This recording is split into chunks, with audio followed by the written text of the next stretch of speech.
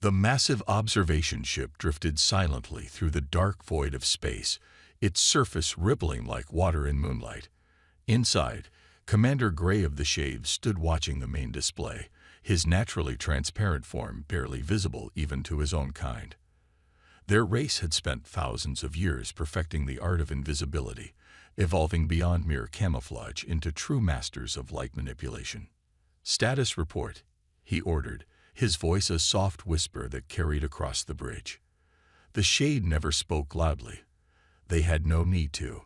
Even their technology was designed to be completely silent, matching their natural abilities. "All systems nominal," Commander reported his second-in-command, Officer Swift. "Our light-bending field is operating at peak efficiency. We remain undetectable to all known forms of life." Gray nodded with satisfaction. The Shade had watched countless civilizations rise and fall across the galaxy, always present but never seen. Their scientists had confirmed time and again that no species could detect their presence. They had observed primitive worlds develop basic tools, watched as civilizations discovered space travel, and documented countless wars and peace treaties, all while remaining perfectly hidden. "We're approaching Sector 7, Swift continued, gesturing to the star map. "Our scouts report 3 developing civilizations in this region. 2 have achieved basic spaceflight, while the 3rd is still working on their first satellite launch." The bridge crew went about their duties with practiced precision. Their ship, the Silent Watch, was the pride of the Shade fleet. Its hull was crafted from living crystal that could bend light around it just as their bodies did naturally. Even their engine cores were designed to contain all energy signatures. They were, as far as they knew, perfect observers. "Begin standard observation protocols," Gray commanded. "Record everything. Remember, we are the guardians of history, the unseen witnesses to the galaxy's evolution." The crew began their work, each member moving with deliberate care. Their civilization had built itself around one core principle: watch, record, but never interfere. They had seen the chaos that direct intervention could cause. Their oldest records told of times before they had perfected their invisibility, when other species had reacted with fear and violence to their presence. "Commander," called out the sensor operator, detecting unusual activity in Sector 7B. "A new species appears to have entered the region." Gray moved closer to the display, his transparent form shifting slightly as he focused on the readings. "Show me," he ordered. The main screen lit up with images of an unusual ship design they had never encountered before. It was bulky compared to their sleek vessels, with various protrusions and arrays extending from its hull. The ship's markings were clear and bold, no attempt at concealment at all. "How primitive," Officer Swift remarked. "They'd broadcast their presence so openly. They must be new to space travel." Gray watched as the unknown ship continued its journey through their observation sector. "Begin full documentation protocols. Let's see what we can learn about these newcomers." The bridge crew worked efficiently, gathering data on the strange vessel. They noted its power signatures, its movement patterns, and the regular bursts of communication it sent out into space. The Shade had seen thousands of species take their first steps into space, but something about this ship seemed different. "They appear to be calling themselves humans," the communications officer reported. "Their transmissions are surprisingly complex for a newly spacefaring species." Commander Gray felt a slight tremor of anticipation. This was why they existed, to document the rise of new civilizations. The humans would never know they were being watched, just like all the others before them. The Shade's perfect invisibility assured that. "Keep our distance," he ordered, "but maintain constant observation. I want to know everything about these humans. After all, they'll never know we're here." Little did Commander Gray know that this encounter would soon challenge everything his species believed about their place in the galaxy. The humans were about to turn the Shade's world upside down, and their perfect invisibility wasn't nearly as perfect as they thought. 3 days had passed since the human ship entered their sector. Commander Gray stood at his usual position on the Silent Watch's bridge, observing the peculiar vessel with growing curiosity. The humans seemed to be conducting some kind of survey mission, stopping at various points to launch small probe devices. "They're rather thorough," Officer Swift noted, watching the main display. "Most young species just rush through space as fast as they can." The human ship, which they had identified as the Starship Discovery from its transmissions, was now less than 50,000 kilometers from their position. Close enough for detailed observation, but still safely hidden behind their perfect camouflage. "Launch another sensor drone," Gray ordered. "Let's get a closer look at their—" "Commander," the sensor operator's voice crackled with unusual alarm. "The human ship, it's turning toward us." Gray felt his naturally transparent form ripple with confusion. "That's impossible. Check your readings." "Sir," the communications officer cut in. "They're broadcasting a message, and it's directed at us." The bridge fell silent. In thousands of years of observation, no species had ever detected them. The main speakers crackled to life with a calm, almost cheerful human voice. "Unknown vessel at coordinates 227 Mark 43. This is Captain Tom of the Starship Discovery. We've been watching you watch us for the past 3 days. Would you like to talk?"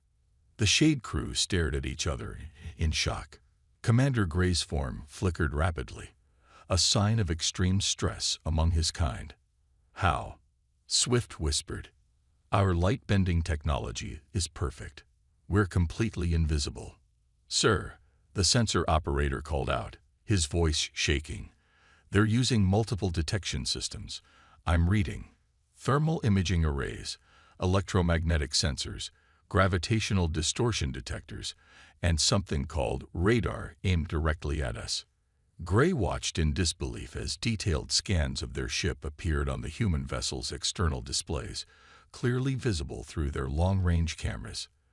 The humans weren't just detecting them. They were mapping every detail of the silent watch.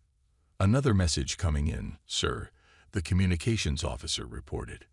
"Your cloaking technology is impressive," Captain Tom's voice came through again, sounding genuinely interested. "But you might want to work on masking your heat signature. You're lighting up our thermal cameras like a Christmas tree." Some younger crew members had to suppress what might have been laughter, a rare sound on a Shade vessel. Gray felt his authority slipping. "Sir, what do we do?" Swift asked. "We have no protocols for this. We've never actually talked to anyone." Gray stared at the human ship. Thousands of years of certainty were crumbling around him. The perfect observers had been observed. The invisible had been seen. "Commander," the tactical officer reported, "they're launching a small craft in our direction. No weapons signatures detected. It appears to be an invitation." The human captain's voice returned. "We're sending over a shuttle with some of our scientific team. They're really excited about your light-bending technology. Plus, we brought coffee and donuts. Ever tried them? They're pretty great." Gray looked around his bridge. His crew, trained for generations in the art of watching but never interacting, waited for his decision. In all their recorded history, no commander had ever faced such a situation. "Sir," Swift said quietly, "perhaps it's time we learned something new." After a long moment, Gray straightened his form, adopting what he hoped was a commanding posture. "Open a channel," he ordered. The communications officer, hands shaking slightly, activated their long-unused external communication system. "Starship Discovery," Gray spoke, trying to keep his voice steady. "This is Commander Gray of the Silent Watch. We accept your invitation." "Excellent," Captain Tom replied cheerfully. "Oh, and you might want to power down that sensor drone you launched earlier. Its energy signature is interfering with our coffee maker." As the human shuttle approached, Gray realized that his species' role as the galaxy's invisible observers had just come to an end. The humans hadn't just seen through their perfect camouflage. They had changed everything with a friendly hello and an offer of whatever donuts were. The age of hiding was over. The age of talking had begun. The meeting room aboard the Silent Watch buzzed with unusual activity. For the first time in its history, the ship designed for perfect stealth was hosting visitors. Commander Gray watched as the human scientists excitedly waved their scanning devices around, their eyes wide with wonder at the shade's transparent technology. "This is absolutely fascinating," Professor Mike said, adjusting his glasses as he studied a wall panel. "You've actually managed to create living crystal that bends light naturally. But haven't you ever tried to mask your other signatures?" Gray shifted uncomfortably. "Other signatures?" "Oh yes." Linda, the human thermal imaging expert, chimed in. She held up a small device that displayed a bright, glowing image of the room. "See. On our thermal cameras, you all shine like bright beacons. Your bodies give off quite a bit of heat." Officer Swift moved closer to the display, his transparent form rippling with curiosity. "But in all our years of observation, no species ever detected us." "Well," Professor Mike explained, munching on his third donut, "most species only develop visual detection first. But humans? We evolved as pursuit predators. We've always needed to track prey through multiple means: heat trails, scent, disturbed ground, broken twigs. When we moved into space, we naturally brought that same multi-sensor approach with us." The Shade crew gathered around as Linda pulled up more displays. "Look here," she pointed to different screens. "This is your electromagnetic signature. This one shows your gravitational footprint. And this is what you look like on standard radar." The images showed their supposedly invisible ship lighting up like a bright star on every scan except visual light. The Shade's perfect camouflage suddenly seemed far less perfect. "But how did you develop all these detection methods?" Gray asked, his pride somewhat wounded but his curiosity growing stronger. Captain Tom, who had been quietly observing, stepped forward. "Necessity, mostly. Back on Earth, our military forces needed to detect stealth aircraft. Scientists developed radar. We needed to see in the dark. Thermal imaging was born. We needed to track submarines underwater. Sonar came along. Humans have always been good at finding things that don't want to be found." A young Shade engineer named Bolt, who had been quietly taking notes, spoke up. Could we learn these technologies?" "Of course." Linda beamed. "In fact, we'd love to work with you on developing true multi-spectrum camouflage. Your light-bending technology combined with our sensor masking techniques, we could create something revolutionary." Commander Gray watched as his crew began engaging with the humans, asking questions, sharing knowledge. The humans showed them handheld thermal cameras, explained the basics of radar, and demonstrated various scanning technologies. Each revelation seemed to both humble and excite the Shade. "You know," Captain Tom said quietly to Gray, "being invisible to eyes isn't enough anymore. The galaxy's getting smaller. Sooner or later, someone was going to spot you. Better it was you than someone hostile." Gray admitted, "Though I must ask, how did you know to approach us peacefully?" Tom laughed. "Well, any species advanced enough to develop perfect visual camouflage, but innocent enough to forget about thermal signatures. We figured you had to be either really peaceful or really focused on observation rather than combat." As if to prove his point, several Shade crew members were now taking turns looking through thermal cameras, amazed at seeing themselves clearly for the first time. Others were gathered around Professor Mike, who was explaining the principles of radar using a half-eaten donut as a prop. "Commander," Swift reported, excitement clear in his voice, "the humans are offering to help us upgrade our sensors.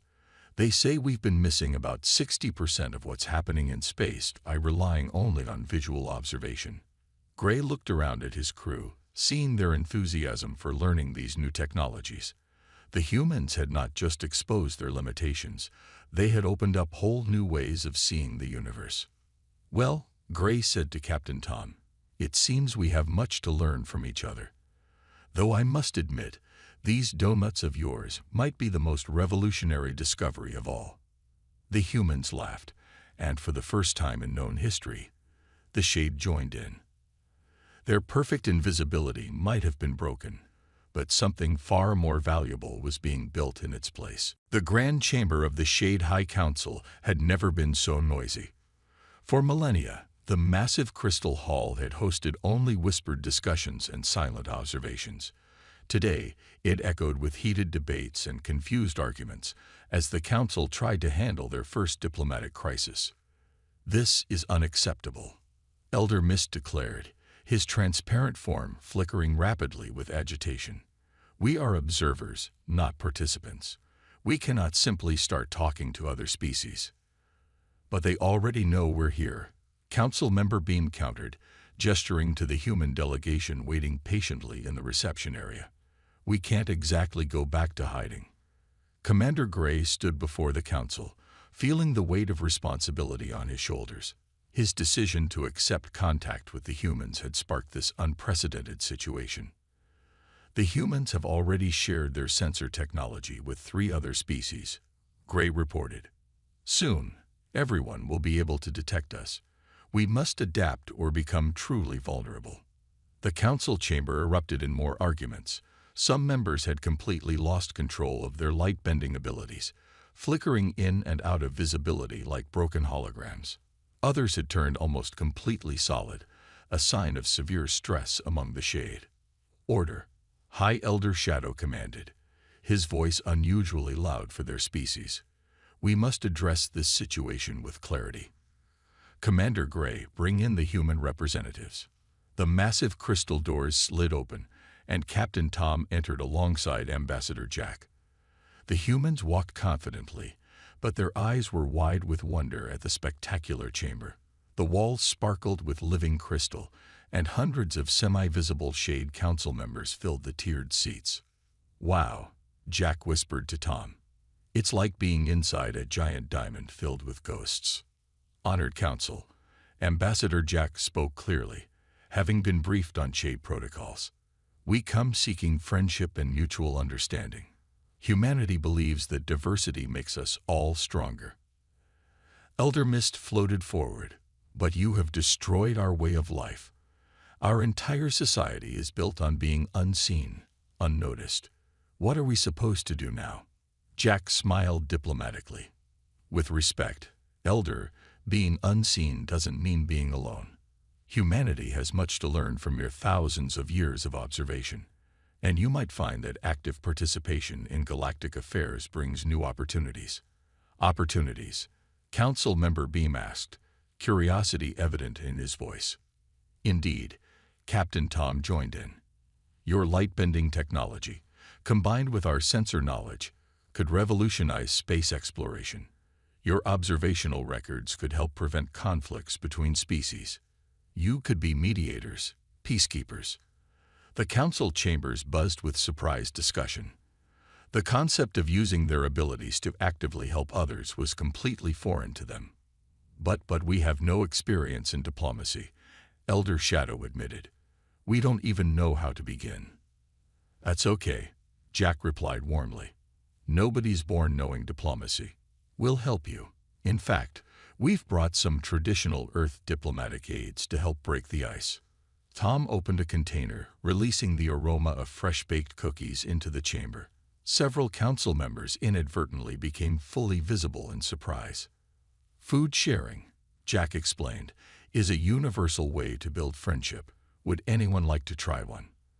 The younger council members moved forward first, their natural curiosity overcoming centuries of tradition.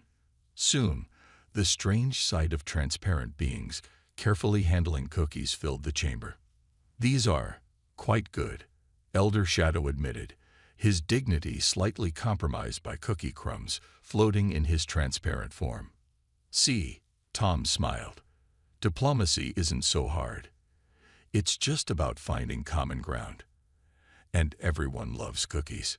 Gradually, the tension in the chamber began to ease. Council members started asking questions about Earth customs, human technology, and galactic politics. The humans answered patiently, mixing humor with respect for the Shade's traditions. "Perhaps," Elder Shadow finally announced, "it is time for the Shade to emerge from the shadows, not to abandon our nature, but to use our unique abilities in new ways." Besides, Beam added, now on his third cookie, it's hard to remain completely isolated when everyone can see us anyway. The chamber filled with what might have been laughter, a sound so rare in Shade Society that some younger members weren't sure how to do it properly. Their first diplomatic meeting was chaotic, unconventional, and nothing like their careful observations of other species' politics. But maybe, Gray thought as he watched cookies disappearing into invisible mouths, that was exactly what they needed. The Joint Human Shade Research Center buzzed with activity, a stark contrast to the traditional silence of shade facilities. In one of the main laboratories, young engineer Bolt worked alongside human scientist Linda, their latest experiment spread across the workbench. Try adjusting the thermal absorption layer, Linda suggested, eyes fixed on her sensors. We're still getting a heat signature leak around the edges. Bolt's transparent form shifted in concentration as he fine-tuned the crystal matrix. After 3 months of collaboration, the young shade had grown comfortable working with humans, even adopting some of their mannerisms. "There," he exclaimed, forgetting to whisper as most shades still did. "The heat signature is down by another 40%. Across the facility, similar scenes played out. Human engineers taught shade scientists about electromagnetic shielding while learning the secrets of living crystal technology. The combination of both species' knowledge was creating breakthroughs neither could have achieved alone. However, not everyone welcomed these changes. "This is absolute madness," Elder Mist declared, watching from the observation deck. He had come to inspect the facility, but couldn't hide his disapproval. "Look at them, talking loudly, moving quickly, behaving like humans." Commander Gray stood beside him, having become the unofficial bridge between traditional and progressive shade factions. "They're learning, Elder, and so are we." Yesterday, the team achieved complete invisibility across 7 different detection spectrums. But at what cost? Mist gestured to a group of young shade eating lunch with their human colleagues. "They're abandoning our ways. Some aren't even maintaining proper light-bending discipline anymore." It was true. Many younger shade had started experimenting with partial visibility, finding it more practical for working with tools and equipment. Some even displayed color patterns, a practice long considered frivolous by traditional shade society. "Watch this," Linda called out excitedly from the lab below. She activated their latest prototype, a small drone that disappeared completely from both visual light and thermal imaging. "Impressive," Elder Mist admitted reluctantly. But an alarm suddenly blared through the facility. Another human innovation that made Elder Mist wince. Captain Tom's voice came over the announcement system. "All personnel to the main hall. The council has called an emergency session." In the main hall, hundreds of shade and humans gathered. High Elder Shadow's image appeared on the large display screen, yet another adaptation to working with humans who couldn't see subtle shade gestures. "We have received disturbing news," Shadow announced. "The Ravagers have attacked another border world. Their ships are completely invisible to conventional sensors." Murmurs filled the hall. The Ravagers were a mysterious species that had been raiding outlying colonies, somehow avoiding all detection systems. "They must have stolen some of our technology," Elder Mist said, his form rippling with anger. "No," Linda spoke up, checking her tablet. "The sensor readings are different. They're using a form of quantum field manipulation. It's cruder than your crystal technology, but effective enough for sneak attacks." Bolt suddenly straightened up. "Linda, remember that multi-spectrum detection system we were working on last week? The one that could track quantum disturbances?" Linda's eyes widened. "Yes, if we combine that with the Shade's crystal sensors, we could track the Ravager ships." They finished together. Commander Gray watched as humans and Shade immediately began forming working groups, sharing ideas, and setting up equipment. Even Elder Mist seemed impressed by their efficiency. "This," Gray said quietly, "is why we needed to change. Alone, we were vulnerable. Together, we're stronger." "The young ones," Mist admitted, watching both coordinate between 3 different research teams. "They adapt so easily." "They're not just adapting," Gray replied. "They're evolving. Just as our ancestors developed light-bending abilities, this generation is developing new strengths: teamwork, innovation, the ability to combine our wisdom with human ingenuity." Below them, Linda and Bolt had already produced preliminary designs for a new detection grid. Other teams were adapting shade crystals to human sensor arrays, creating hybrid technology that neither species could have imagined 3 months ago. "Perhaps," Elder Mist said slowly, "it is we elders who need to adapt the most." The facility hummed with energy as two very different species worked together, proving that sometimes the best way to preserve tradition was to allow it to grow into something new. The Silent Watch's bridge was no longer silent. Red alert warnings flashed across screens as both human and shade crew members worked at their stations. Commander Gray stood at the center, watching the tactical display with growing concern. "Another colony gone dark," Officer Swift reported, his transparent form tight with tension. The Ravagers hit them before their detection grid was fully online. "How many people?" Gray asked, dreading the answer. 5,000 colonists. The evacuation only saved half of them."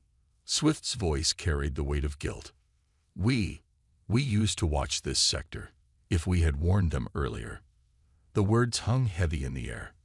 For centuries, the Shade had observed similar attacks without interfering, following their sacred principle of non-intervention. But now, knowing they could have helped, the cost of their inaction became unbearably real. Multiple quantum distortion signatures detected. Linda called from her sensor station. 3 Ravager ships just dropped out of stealth mode. They're heading toward the Thompson colony.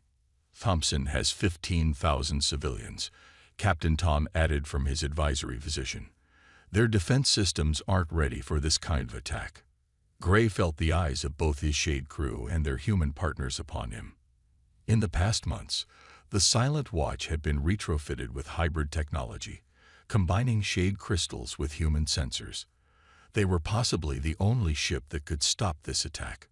But intervention went against everything the Shade had believed for thousands of years. His communication panel lit up with an incoming transmission from the High Council. Elder Shadow's image appeared, along with Elder Mist and other council members. "Commander," Shadow spoke gravely, "we have observed long enough. We cannot watch another massacre." Elder Mist, who had once been the strongest voice for tradition, nodded. "These Ravagers corrupt the very principle of invisibility. They use it not to observe, but to destroy." "The Council," Shadow continued, "authorizes direct intervention. Save those colonists, Commander." Gray straightened, his transparent form becoming slightly more solid, a sign of absolute determination among the Shade. "Helm, set course for Thompson colony, maximum speed. Linda, keep those sensors locked on the Ravager signatures. Swift, power up the new weapon systems." The Silent Watch leaped into action, its enhanced engines pushing it faster than any Shade ship had ever flown before. On the tactical display, the Ravager ships appeared as ghostly shadows, their quantum stealth technology making them almost invisible to normal sensors. "They're starting their attack run," Linda reported. 5 minutes until they're in weapons range of the colony." "They still don't know we can see them," Bolt added from his engineering station. "Our new sensors are tracking them perfectly, but their scanners can't detect us through our combined stealth field." Gray allowed himself a small moment of satisfaction. The Ravagers thought they were invisible hunters, just as the Shade once had. They were about to learn the same harsh lesson. 3 minutes to intercept, the helm officer announced.